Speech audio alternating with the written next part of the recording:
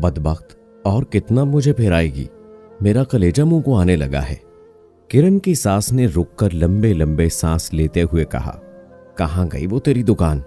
जी बस जरा आगे है, सहमी हुई किरण ने जवाब दिया। जरा आगे कहते कहते तू मुझे मीलों चला चुकी है। किरण ने हाथ में वजनी कार्टन पकड़ा हुआ था, उसे जमीन पर रख दिया, दम लिया, फिर अपने बुर्के का नकाब दुरुस्त किया, दुपट्टे से मुंह का पसीना पोंछा और इधर उधर घूमकर सारी दुकानों को देखा, जैसे अपनी मतलूबा दुकान ढूंढ रही हो। अगरचे उसको अच्छी तरह मालूम था कि जिस दुकान से उसकी अम्मी ने यह डिनर सेट खरीदा था वो उस नुक्कड़ से अंदर जाकर गली में है। बहुत बड़ी दुकान थी, मगर उसे ढूंढने में दानिस्ता ताखीर कर रही थी। वो डरती थी कि जाने उस दुकान के अंदर जाने के बाद उसकी किस्मत का क्या फैसला हो। 2 महीने पहले किरण की शादी हुई थी। उसका बाप एक कॉलेज में प्रोफेसर था। 6 बहन भाई थे। किरण सबसे बड़ी थी। मां ने अपनी हैसियत के मुताबिक जहेज में जरूरत की हर चीज दी थी। जब शादी तय हो चुकी तो किरण की सास ने मुख्तलिफ तरीके से पैगाम भेजने शुरू किए और अपने मुतालबात को जुबान देना शुरू कर दी। बेटे के लिए इम्पोर्टेड गर्म सूट और रोलैक्स घड़ी। साफ साफ कह दिया था कि कराकरी और डिनर सेट भी इम्पोर्टेड होना चाहिए। किरण की सास निचले मतवसत तबके से ताल्लुक रखती थी। उसका बेटा CSS करके अच्छी मुलाजमत में आ गया था, लिहाजा अब वो अपना मयारे जिंदगी ऊंचा करना चाहती थी। उसका यही एक इकलौता बेटा था। किरण के वालिद अब रिटायर होने वाले थे, फिर भी उसकी सलीका शुआर मां ने कोशिश की कि बेटी की सास की हर फरमाइश पूरी करती चली जाए। इत्तफाक से जब वो डिनर सेट खरीदने आई तो उसके पास इंपोर्टेड डिनर सेट खरीदने को पैसे नहीं बचे। इंपोर्टेड डिनर सेट 1 लाख से शुरू होकर 5 लाख तक जाते थे। दुकान पूछती हुई वो उस गली वाली दुकान पे पहुंच गई। बाहर लिखा था जापानी कराकरी स्टोर। अंदर गई तो इंपोर्टेड जापानी और चीनी बर्तनों के अलावा पाकिस्तानी डिनर सेट भी पड़े हुए थे, जिनकी कीमतें मुनासिब थीं। बर्तन दिखाने के बाद उसको सोच में मगन देखकर दुकानदार ने पूछा, आपका मसला क्या है? किरण भी मां के साथ थी। मां को खामोश देखकर वो बोली, इंपोर्टेड डिनर सेट तो बहुत महंगे हैं, हम नहीं खरीद सकते। क्या आप हमें कोई ऐसा पाकिस्तानी डिनर सेट दिखा सकते हैं जो देखने में बिल्कुल इंपोर्टेड लगता हो? दुकानदार मुस्कुराया। उसने एक बंद अलमारी खोल दी और बोला, आइए बहन जी, आप देख लें। इस अलमारी में 3-4 पाकिस्तानी डिनर सेट रखे हुए थे। वो इन जापानी सेटों की हूबहू नकल थे। किरण ने जल्दी से प्लेट हाथ में लेकर उसको उलट पलट करके देखा। पीछे कुछ भी नहीं लिखा हुआ था, लेकिन मयार में ये बिल्कुल जापानी सेट के बराबर है। बेशक साथ साथ रखकर देख लें। वो बाहर से जापानी डिनर सेट की एक प्लेट उठा लाया और दोनों बराबर बराबर रख दी। वाकई बिल्कुल एक सा डिजाइन था। किरण बोली, अम्मी जी ये ठीक है। मां सोचते हुए बोली, मगर पता नहीं इसकी कीमत क्या है। पूरे मुकम्मल सेट की कीमत तो 50,000 रुपए है।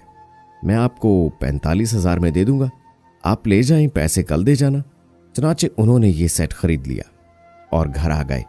पिछले माह किरण की सास ने कुछ मेहमानों को मदऊ किया और किरण से कहा कि वो अपनी शादी का डिनर सेट निकाल लाए। सेट के हर बर्तन को उसने उलट पलट कर देखा और घूर कर पूछा, क्या ये इंपोर्टेड है? किरण ने होले से कहा, जी हाँ।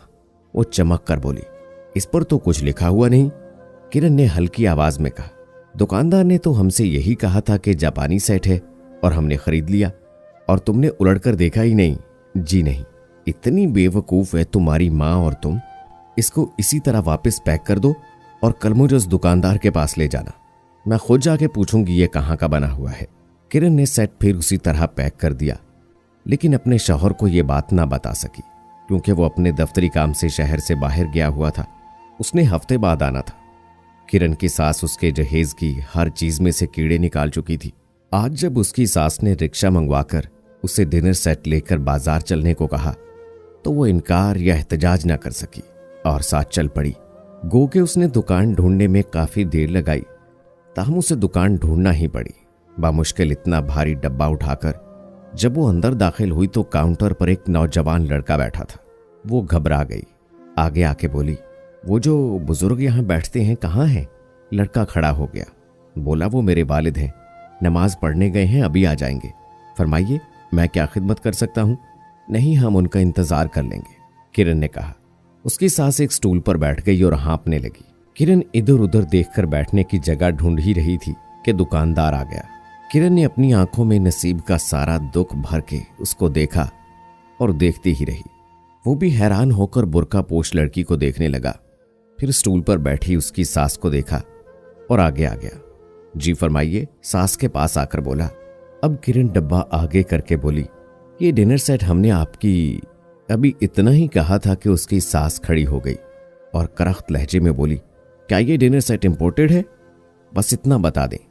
दुकानदार ने पहले किरण की तरफ देखा। उसकी आंखों में नमी थी और नमी में एक इल्तिजा तैर रही थी। दुकानदार ने कहा, मैं देखे बगैर कैसे बता सकता हूं। दुकानदार डब्बा खोलने लगा। फिर उसने 2-4 प्लेटें निकाल ली और उलट पलट करके देखता रहा। एक नजर उसने किरण पर डाली। सास साथ खड़ी हुई थी। किरण मुंह से कुछ कह ना सकती थी। बीबी, आप इसकी रसीद लाई हैं? दुकानदार ने बराह रास्त किरण से पूछा। जी नहीं, पता नहीं अब रसीद होगी या गुम हो चुकी। मेरी शादी को 2 महीने हो गए हैं। दुकानदार की समझ में सारी बात आ गई। रसीद से क्या मतलब? आप दुकानदार हैं, आपने सेट बेचा है, आपको मालूम होना चाहिए ये पाकिस्तानी है या इंपोर्टेड। सास तलख लहजे में बोली। जी जी, वो आराम से बोला। मेरा ख्याल था ये शायद वापस लौटाने को लाई है। ठीक है, पहले बताओ क्या ये जापानी सेट है? दुकानदार जरा सा मुस्कुराया, बोला, मोहतरमा, ये इंपोर्टेड डिनर सेट है। हम बराह रास्त जापान से कराकरी मंगवाते हैं। चूंकि पाकिस्तान में आए दिन इंपोर्ट एक्सपोर्ट के कानून बदलते रहते हैं, इसलिए हम इन्हें हिदायत देते हैं कि कुछ बर्तनों पर मेड इन जापान ना लिखा जाए। इससे हमें फायदा हो जाता है। अच्छा, उसकी सास गुस्से से चमक कर बोली। अच्छा बताओ, तुमने कितने का दिया था? 1 लाख का। किरण का रंग फक हो गया। उसकी सास उसी लहजे में बोली, हमें यह पसंद नहीं आया, इस्तेमाल भी नहीं हुआ। ये वापस ले लो और हमें रकम लौटा दो। किरण जैसे फांसी पर लटक गई कि अब भांडा फूटेगा, मगर दुकानदार अपनी कुर्सी पर बैठ गया। उसने दराज खोली और 5-5 हजार के नोटों वाली गड्डी में से 20 नोट निकालकर उसकी सास की हथेली पर रख दिए। किरण की आंखों में 1 घंटे से रुके आंसू झरझर बहने लगे। उसने मुंह पर बुर्के का नकाब डाल लिया। उसकी सास ने नोट अपने परस में रख लिए और शर्मिंदा से लहजे में बोली, आओ चलो, मैं तुम्हें किसी और दुकान से अपनी पसंद का इंपोर्टेड सेट खरीद देती हूं। किरण उसके पीछे पीछे चली। काउंटर के करीब पहुंचकर उसने अपनी दाएं हाथ में पहनी हुई सोने की 6 माशे की अंगूठी उतारकर चुपके से दुकानदार के आगे रख दी और खुद तेजी से बाहर निकल आई। ये अंगूठी उसकी अम्मी ने तब दी थी जब उसने MA का इम्तिहान पास किया था। उसे वो सीने से लगाकर रखती, मगर आज इस आली ज़रफ़ इंसान ने जिस तरह इसका पर्दा रखा था और उसकी अज़दवाजी जिंदगी बचा ली थी, ये उसके एवज़ बहुत कम थी, मगर फिर भी कुछ पैसे तो अदा हो सकते थे। सास ने बाहर निकलकर रिक्शा रोका और उसमें बैठ गई। जब दूसरी तरफ से किरण बैठने लगी तो दुकानदार बाहर आ गया और गली की नुक्कड़ पर उन्हें रुकने का इशारा दिया। फिर दौड़कर उनके पास आ गया। अब किरण का दिल फिर जोर शोर से धड़कने लगा और किसी नई मुसीबत में गिरफ्तार होने के आसार नजर आने लगे। दुकानदार उस तरफ आया जहां किरण खड़ी थी।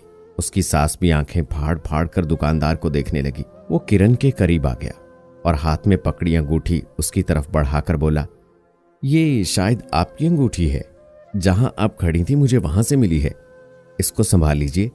शुक्र है इस वक्त दुकान में कोई और नहीं था। किरण की सास ने किरण को घूरते और बुड़बुड़ाते हुए अंगूठी पकड़ी और रिक्शा चल दिया।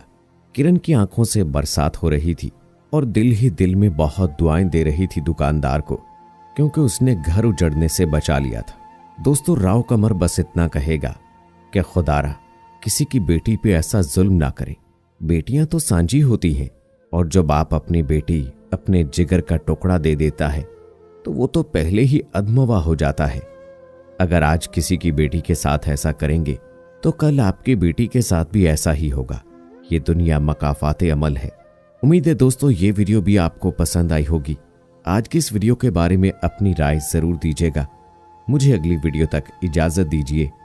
अल्लाह हाफिज।